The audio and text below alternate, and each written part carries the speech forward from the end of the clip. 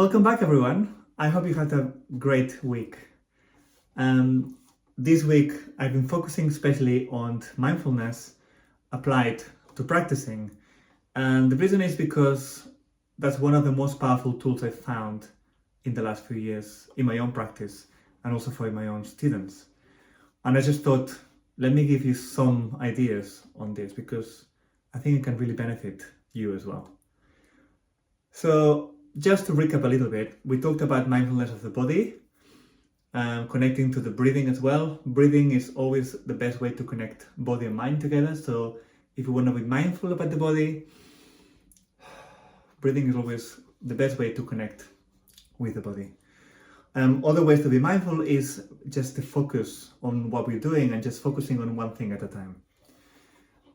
That's super important.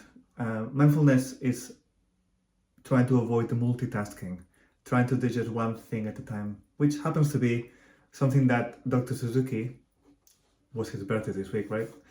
Dr. Suzuki used to say a lot, just one teaching point at a time or one learning point at a time. So don't try to do too many things at once. Just try to do one thing, and that one thing you can focus really well and it will be much, much more effective than if you try to focus on 10 things that you're working on at the moment. So whether it's left hand shape, bow hold, position, posture, body awareness, whatever it is, intonation, just focus on that one thing. Be aware of everything else. Don't just focus blindly on one thing and forget all the others. Like if you're working on intonation, make sure that you have a good posture at the same time, but your focus is on one thing at a time. And just to give you a little explanation on what mindfulness is. It's very important to understand what mindfulness is because many people believe that mindfulness is something that you do outside the practice room, sitting down in a really difficult yoga position and just meditating for hours and not thinking about anything. That is not mindfulness. Mindfulness is just being present in the here and now, in whatever you're doing, without any judgment. That means whatever you're doing, in this case, we are talking about practice, you're just aware of your surroundings, you're aware of what you're doing, and you're aware of what you're trying to practice, in this case, that focus point that we're talking about. And we're not trying to judge. If something goes wrong, that's part of the process. If we do mistakes, mistakes are there for us to improve, for us to learn something new. So no judgment. Instead of that, you assess what happens and say, okay, this happened. Let me see if I can improve it next time. So that would be a mindful way or mindful approach to practicing. So let me know if you're already doing this or this is something new for you and how would that help you. Now I'm mindful of everyone's time. I don't want to make this video too long. So I just want to point out a few things. For this week, I want you to just try, starting with focusing on one thing at a time. Okay? Choose one thing, or whether it's something that your teacher has told you that you need to practice this week and you need to focus on this week. Try to focus on the one thing, and whatever you practice that day, that is the main focus. You can still focus on smaller things, but the one thing, the one main focus point, that is your mindful focus, your mindful practice topic, if that makes sense. And then from there, you can always try to adapt things into it. Let's say, for example, we're working on position, and when we're working on position, intonation is not great. That can be part of the position as well. So maybe it is the position of the hand that doesn't allow us to play in tune. So we make sure that the position is correct to play in tune. So in a way, you're working on one thing, which is position, but you're including other things.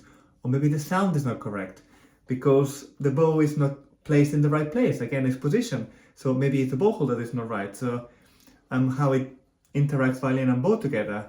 And all those things together, that is what makes a big difference because you're focusing on the one main point. So that would be my first thing for you to try this week. Try to stay focused on one thing at a time. And then at the same time, being aware of your surroundings, being aware of what's happening around you. That's super important for us as musicians because most of the time we're not going to be playing by ourselves. We're going to be playing with other people. And if we're only focusing on what we're doing and we're not aware of the people who are playing with you or the audience, that can cause a bit of a disruption. Because in real world, we're going to be always surrounded by people, surrounded by things. So keeping an awareness, open awareness to whatever is going around is good. Not to get distracted, just to include it into what you're working on right now. So that's super important. That would be my second thing to say. And finally, keeping awareness of the body. Now, this is a tricky one, and this is an extra tip that I'm going to give you now. Don't try to think particularly on body parts. Focusing on body parts is not necessarily the best thing. For example, if you ask a tennis player to focus on the grip or how loose the wrist is while they're doing the action, that might not be the best result for them. It might be better to focus on how they hit the ball, how the contact of the racket with the ball happens so that they can produce the best results. Same thing happens with anything, but in music in particular, we don't want to be focusing on body parts in particular. We can be focusing on releasing tension. We can be focusing on alignment. We can be focusing on how the body parts interact with the instrument, whether it's the pressure of the fingers on the strings or in the bow hold, how we feel, how does the bow feel. So the feeling is not actually the body part. That's a crucial thing that will make it so much different, so much better for your practice. This is a tip also for teachers. It's super important. Not focusing body parts, focusing on how they interact with the environment, with the instrument, how we align ourselves to have a better posture, for example. And again, breathing will allow to connect with the body without actually thinking about body parts.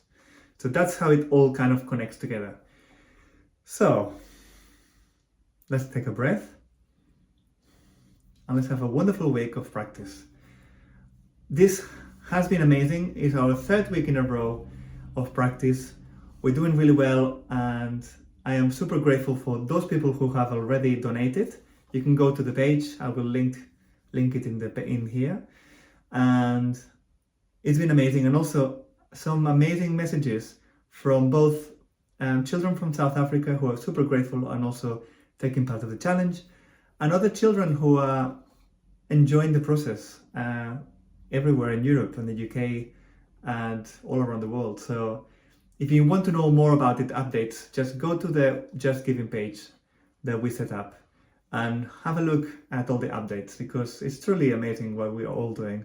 Thank you so much for being part of this. And remember, be mindful of your practice. Enjoy.